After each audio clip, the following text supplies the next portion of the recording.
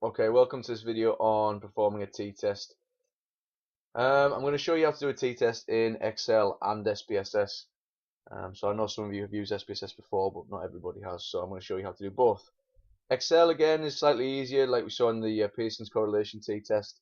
However, Excel is a little bit kind of better in terms of the results that you get out of it, and it's a little bit easier in terms of getting all of your descriptive statistics done as well. However, it is up to you which one you use, you'll get the same result.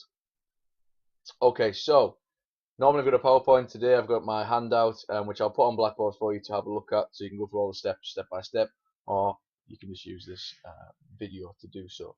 So I want to start at step 5, which seems kind of strange, but I'm going to start there anyways, just to give you a little lowdown on the different types of t-tests that you might want to perform. Okay. Now, for those of you who don't know, there are two types of t-test. There's a paired samples t-test and there's an independent t-test. A paired samples t-test is where you have two groups and the groups have the same individuals. Okay, so if your test was pre versus post a condition and you've used the same individuals but you've got two different factors. Okay, so for example, use the same group to test on Lucozade versus water, then you would need to use a paired samples t-test. Okay, and that's going to be numbered using number 1, and that'll come into play in Excel in a second. The other type of t-test is an independent t-test. Okay, so essentially two groups, two variables. So you've got two groups and both groups have different people in. Okay, so you might have had one separate group for Lucozade and one separate group for water. Now obviously that comes with their own pros and cons, okay, and that's for you to tell me about in your limitation sections in your discussion of your report. But let's crack on with actually performing the test. So I've got a mock set of data that I'm going to do my t-test on. Now as standard we need to do averages and standard deviations as good practice because they are the descriptive statistics. Okay, so if you're unsure on how to do this, then follow my steps through. Oops, there's it wrong way. It's not how you do that bit. Okay, put it in, drag it across, and standard deviation. If I could type properly. Okay. Also, it'd be a good idea to check the Z scores for any outliers and things like that. If you can't remember how to do that, then go back to one of our previous lessons and take a look. Okay, I'm not entirely sure what that's there. Let's delete that. Now, there's a couple of steps that we've got to take before we can do a t-test. Okay. First of all, we need to decide which t-test we're going to do, a paired samples or an independent t-test. If you are going to perform an independent t-test, then we've got to do a step before we can calculate our result. Okay, and that is to find out whether we have equal variance or unequal variance. Okay, if you don't know what that is, again, go back to a previous lesson and that'll explain it for you. Okay, the way we do that in Excel is to perform an F-test, and the F-test is really simple to do. Okay, so choose a cell that you want your result in, equals F-test, spell it correctly. Okay, open your brackets, and again we'll have array 1 and array 2 here. Okay, array 1 is group 1's data, so highlight that, put a comma in, and then highlight array 2. Okay, push enter, and we have a score. Now think back to probability values, 0.05 being statistically significant or insignificant. Okay, when we're doing an F-test, it's going to tell us whether it's above 0.05 or below 0.05, whether it's unequal or equal. Okay, in this case we have a score of 002137. Okay, if we go back to my little handout here, we can see that for 0.002137, which is, oh god, I'm doing this twice today, then the variance is unequal. So anything below 0.05, we assume the variance between the results is unequal. Anything above 0.05, we can assume that it is equal. Okay, so very important. So depending on whether it's equal or unequal, I will use either 2 or 3. Alright, now that's going to come into play right now. So go back to Excel. Okay, and we're going to perform a t-test. So to perform a t-test, select another cell. Okay, we can call it t-test. So we can call it test, t-test. Alright, and put the cursor over the cell you want to do, and in that cell type equals, well, I'm struggling to type today, t-test. open the brackets. Now we can see here we've got array 1, array 2, tails and type. Okay, for this we're going to select array 1, put a comma in, and select array 2. Very similar to the f-test. However, excuse me, the next bit is important. Okay, put another comma in and you'll see we have tails highlighted, and it's either a one tail distribution or a two tail distribution. Now this depends on your hypothesis. Okay, one tail meaning that you think the change is happening in one way, or two, you're not sure and you think it could happen either way. For ease and to keep the p-value of 0.05, we're going to select 1. Okay, comma in, and this is where it's important. Okay, so we have the option of 1, 2 or 3. Okay, we have a paired samples t-test, which we're not going to do because we have group 1 versus group 2.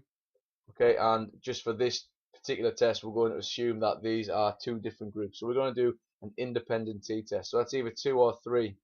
Okay, now we've done the f-test. If the f-test score is below 0.05, we assume that there's an unequal variance. Okay, so you can see there that 2 is for an equal variance and 3 is for an unequal variance. So in there I'm going to put the number 3. Okay, we then close off the brackets and we push enter. Okay, and the t-test score is 0.001885. Now again, think of your p-value. Anything below 0.05 we assume is statistically significant. In this case, because we're looking at differences, there is a significant difference between group 1 and group 2's reaction time test results. Had that t-test score been above 0.05, we would assume that it was no difference. There was no significant difference between results. Okay, so we're going to put this into SPSS now, and I'm going to do it fairly quickly because I'm running out of time on my video. So open up SPSS, and I was telling you in the last video we have to put the data in a specific way. Now I've got two groups. Okay, in Excel every single row is an own individual person. Okay, we can't put factors into it, okay, and set up how we want in Excel. So first thing I'm going to have to do is put in my grouping variables. So I know I've got 11 people per group, so I'm going to put 11 ones in this to tell SPSS which individual is in which group.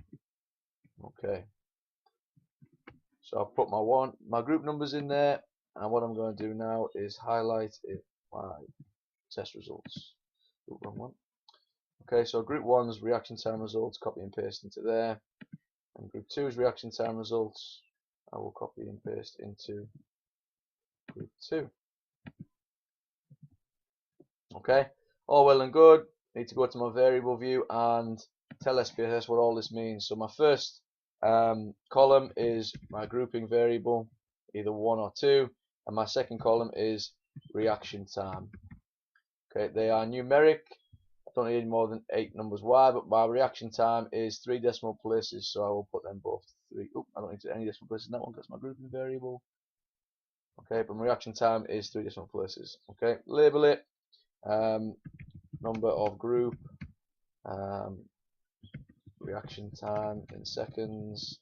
Again, that's for whether or not you are going to do come back to it in months, so you know which one's which. Right, in here we need to tell SPSS what group's what. So number 1 equals group 1, add, and number 2, okay, equals group 2. Okay, if that's annoying anyone, I'm not going to go back and change that. G. Okay, and everything else we can leave apart from measure. Okay, so we're going to call them both scale data, and when we go back to our data view, everything's changed. Okay, we're all set up, and SPSS knows what we are doing. Okay, so to perform the t-test, okay, we're going to go to Analyze, the top, click on that, Compare Means. Remember, we're doing an independent samples t-test because we've got 2 independent groups, so we can click on independent samples t-test here. Okay, now I've just done a t-test to make sure it all works. Okay, my variables would have been here, so my reaction time goes in test variables, and my grouping variable, okay, goes into the bottom. You then go to define groups and tell SPSS what number represents what group. So group 1 was represented by number 1, and group 2 is represented by number 2. So put that in there and click continue. We can go to options Okay, if you want to change anything, but we're not going to. Okay, all we do from there is click OK, and SPSS will spit out the data for us. Now, the good thing about SPSS is, again, it does the group statistics for you, so there's no reason, like we did in Excel, to go through the averages and standard deviations ourselves. SPSS does it for us. Okay, and if we were to compare the two results, we would see the same. Okay, so number of people in the group, the mean standard deviation, and the error, okay, from the groups. What is slightly different is in SPSS, it runs an F-test for you. Okay, it's called Levene's test for equality of variances. Now we can see straight away that the significance value, which is what we're going to read, is slightly different to Excel, and that's because it's a different test. All right, but we still read the significant point the same. If it is below 0.05, we assume that variances are not equal. Okay, if it's above, we assume that the equal variances are between the groups. Now that's important because it's going to tell us which row to read from to get our t-test scores. Now the significant value 0.092 is above 0.05, so therefore we're going to assume that the variances are equal, and we're going to read from the top row. So if we go along, this is the significant value we need to look at. Okay, so that's our t-test value. As you can see, it's 0.002, which is similar to the last score that we got, apart from it's rounded up. Okay, so that's how to perform a t-test in Excel and SPSS. Okay, you then need to report that into your results section and explain in your discussion. Any questions, come to me in lesson and I can show you again, and we can go through anything you need to.